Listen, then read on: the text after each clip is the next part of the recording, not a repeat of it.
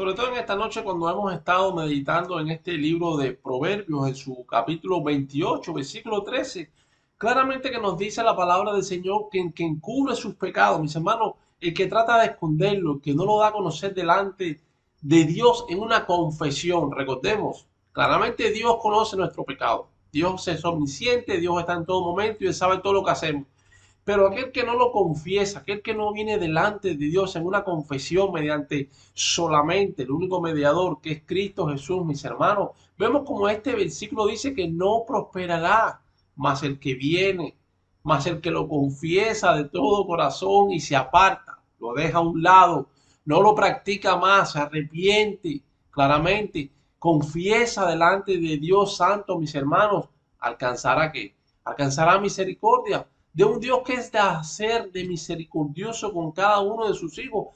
Vemos cómo este versículo 13 que hemos estado estudiando en esta noche de hoy nos recuerda el pecado de David. Recordemos claramente en segunda de Samuel todo lo que David pasó. Este era un rey que dirigía una nación y vio desde lo lejos a una doncella, a una muchacha, a una joven que le gustó y la trajo hacia él y tuvo relaciones con ella. Él pecó, pero encima de eso mandó a matar al esposo de ella.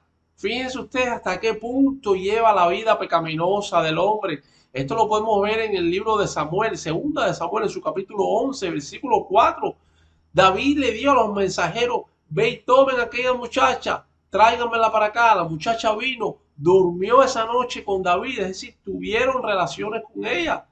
Y después vemos toda la historia, mis hermanos, cómo hacía David luchando y luchando y luchando, no para arrepentirse, sino para encubrir al pecado.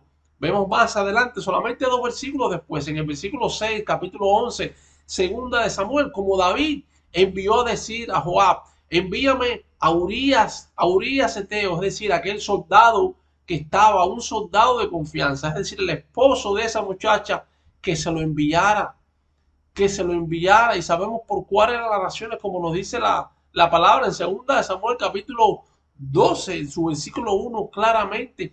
Tal actitud, mis hermanos, no tiene futuro, no va a prosperar, no va a avanzar la persona. Solamente la oración, la confesión va a resultar como un resultado próspero para nuestras vidas cuando venimos a Dios en la noche, en el descanso, en la mañana, cuando no tenemos nadie a nuestro lado y tenemos esa comunión con Dios y hablamos con Él y mediante Cristo, nuestro mediador, confesamos nuestros pecados. ¿Sabes Dios? Ayer tuve una conversación con mi esposa y parece que le alcé la voz, le falté respeto, no tenía que haber sido mi forma de ser, perdóname Dios, y mediante tu Hijo Cristo que murió en la cruz, yo sé que mis pecados son perdonados, pero Dios, dame un corazón arrepentido, Dios, quebrántame, ayúdame a meditar en ella. Y voy y busco la palabra y leo cómo los hombres debemos de tratar a las damas, a las mujeres. Vemos cómo la palabra nos va, por eso es importante escudriñar las escrituras, las cuales nos va a llevar a tener constantemente un arrepentimiento de pecado. Puse un ejemplo, puedes poner el otro. A lo mejor agarraste una cosa sin pedirla. Así vayas a una oficina, firmes unos papeles y te llevas la pluma. Y dices, hermano, la pluma no es tuya, la pluma es de esa oficina, la secretaria. Eso se llama robar. Y estás encubriendo un pecado más. Pero puedes venir delante de Dios, que Él conoce tu corazón. Él sabe que fue sin darte cuenta. Él sabe que en tu corazón está esa carcadilla de que pecaste. Y es ahí donde viene el abandono del pecado. ¿Qué requiere? Requiere el poder del Espíritu Santo en nuestras vidas. Porque sabemos que una persona del mundo, una persona que no es creyente, una persona que no ha nacido de nuevo, va a decir, nada, me da igual, tranquilo, nadie se va a enterar. Lo vuelvo a hacer mañana si la otra semana pasada nadie se enteró.